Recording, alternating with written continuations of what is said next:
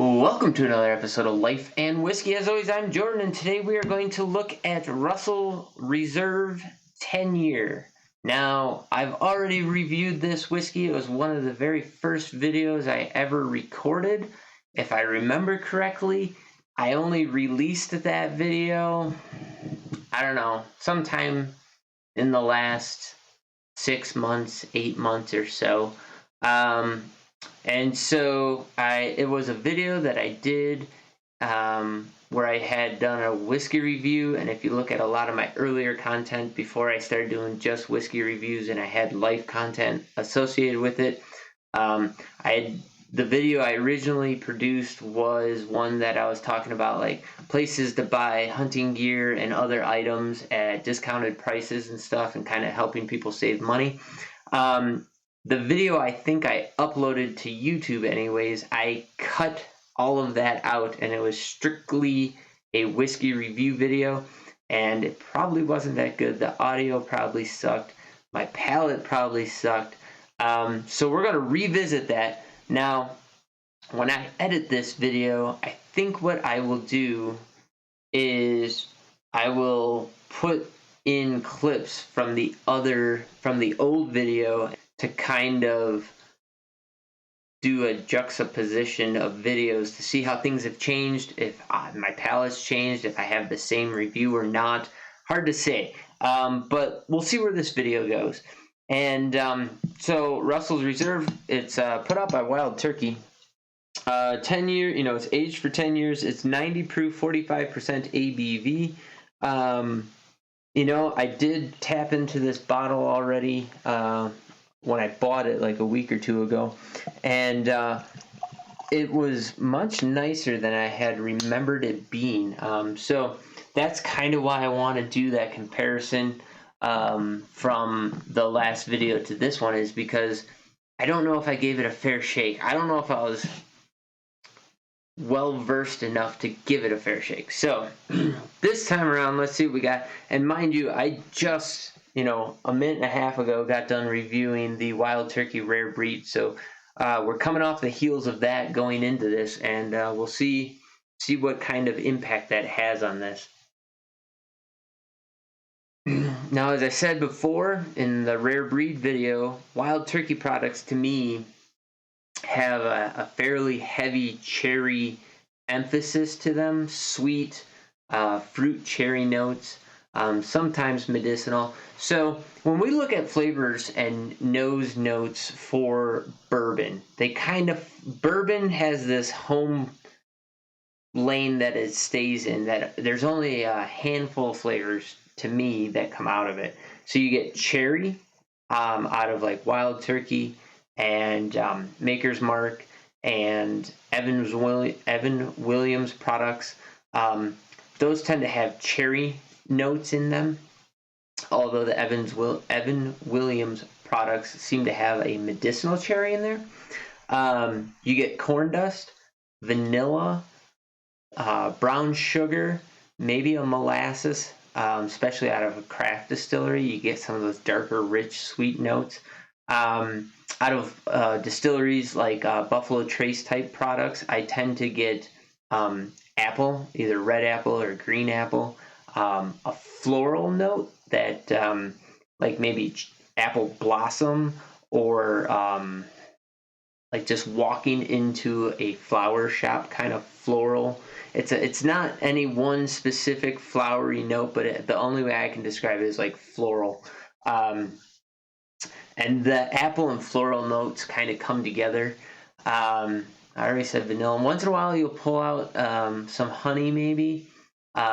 You'll definitely get oak, whether it's oak tannin or like oak stave. You might get a little bit of char from the barrel, and black pepper, and that's kind of it, right? So I may be forgetting something, but for the most part, all bourbons kind of fall right into one of those aisles, and maybe take a little bit from here and a little bit from there and kind of mix those flavor profiles and noses together, but they don't really get outside of those notes, at least for me. So keep that in mind when we're looking at bourbons here. Okay, so starting to slow down when I'm speaking here. Well, this is the last whiskey for this bunch of videos that I'm doing right now, so we'll kind of finish strong here, hopefully. So I'm getting cherry for sure. A little bit of brown sugar. There was something there. Something sweet and creamy. Almost like a strawberry yogurt. Like right now I'm eating a lot of Greek yogurt for breakfast, a strawberry Greek yogurt, and I almost get that kind of a note out of it on the edge though. It's pretty tucked back in there, and it's only when I do individual nostrils, not when I stick my nose in the glass. It's all cherry when I'm in the nose or in the glass here. So kind of nice. I like it. Starting the nose. Swirl it around, get a little movement out of that glass. And so it's a lighter floral smell that you get on there. You get some honeysuckle, some light floral stuff, a little bit of oak, a little marzipan. So some of those sweeter notes, even though it's sweet, get a little bit of ethanol in there, but a lot of sweet notes, caramel, vanilla, but there's definitely a floral element to it.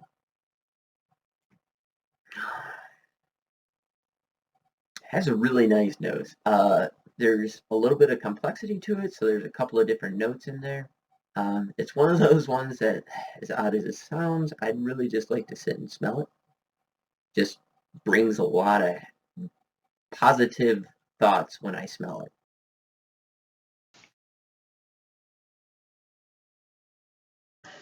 it. "10 years, it's kind of what you would expect on one hand and not what you would expect on others. So, granted, once again, this is coming off the heels of 116 proof whiskey. That's definitely going to impact what I taste, smell, and how I experience this whiskey. But to me, most of the beginning flavor profile was heavily muted. It was just kind of non-existent. Then I got these huge spikes of vanilla, brown sugar, and a touch of oak, and then finishing with a cherry, and underlaying with a sweet vanilla. So like, what's something that would be cherry vanilla together?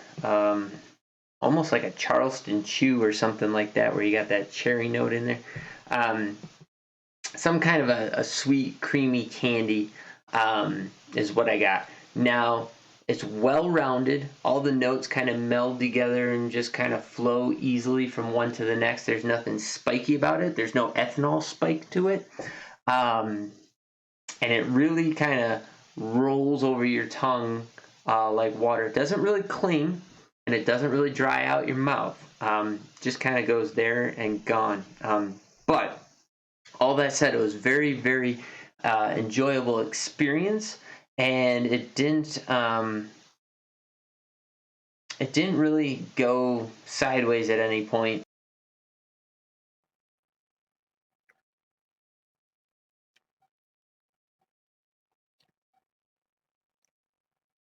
Okay, so 90 proof, so a little bit higher proof than your budget whiskeys in the 80s. Has a little bit of that ethanol burn in there in the back of the throat, but it has a very forward floral flavor with a slight nuttiness to it and a little bit of caramel in there, and it stretches out. Kind of has a lot of those flavors up front, and then the latter half of it kind of moves through. Has an oily finish that kind of clings to the tongue really good and lasts. So it has a fairly long finish to it with a little bit of burn in there, a little bit of spice, a little black pepper. Pick up a lot of that oak kind of in the middle of the finish. So it goes off the sweet stuff, it comes sweet down into a little bit of burn, and then it goes into that oakiness, and then it keeps into like a black pepper spice as it finishes out. and it's still lingering. I mean, it's still clinging to my tongue right now. So it's really, really nice. I like this one a lot. Let me get back in there. I'm really kind of hitting on this strawberry and cream note, which is interesting because I've never really gotten that out of this before.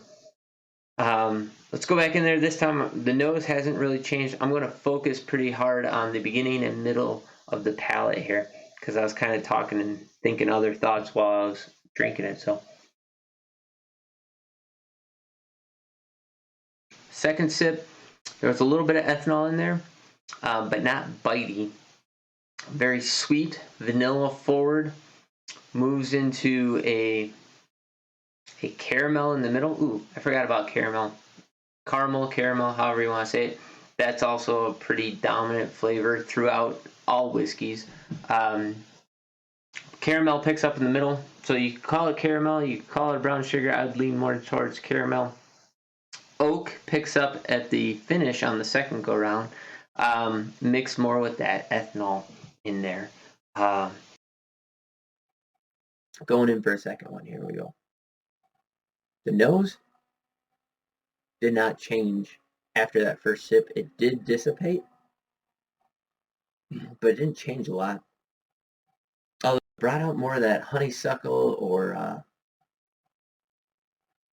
lilac. Actually, I could see a lilac in there. Kind of that perfumey floral note that came forward a lot. So I guess it did change a bit.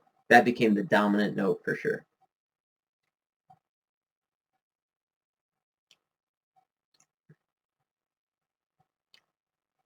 Now in the taste did change. Caramel came up front. That's the first thing I get. Smooths out, really soft on the tongue. Then you get hit with some oak and a little bit of barrel spice, and that finish still keeps going. Just going. Still going. Still going.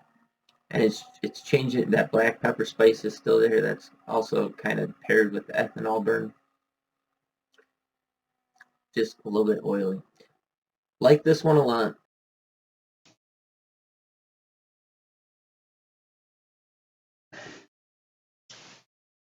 Yeah, it's a lot lighter flavor profile than what I was kind of expecting.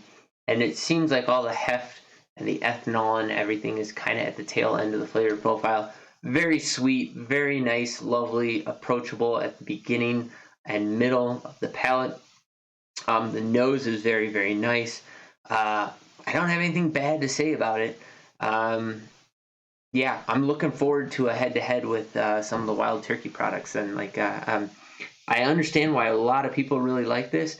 If you're into that cherry note or a strawberry and cream note, now it all depends on how you experience it, but you can get both out of that bottle for sure. So there you go. I picked this bottle up here locally in Wyoming for $32.89. Now I picked this up at the cheapest liquor store in town. I do believe the price on this has increased as well. I talked about that in the last video. Seems like prices are increasing. Inflation's real for sure. And I think scarcity of resources are going to be kind of hitting the distilling industry this year. I think grain and distribution, shipping, all the things that go into getting you a bottle of whiskey are going to be increasing in price and maybe a lot less available. So something to think about. If there's something that you like that's on the shelf now, you might want to grab a bottle or two because it might not be there in a couple of months, if not in the next year. So there you go. There's my review. Drop in the comments down below what you can pick up a bottle of Russell's Reserve for 10-year in your area.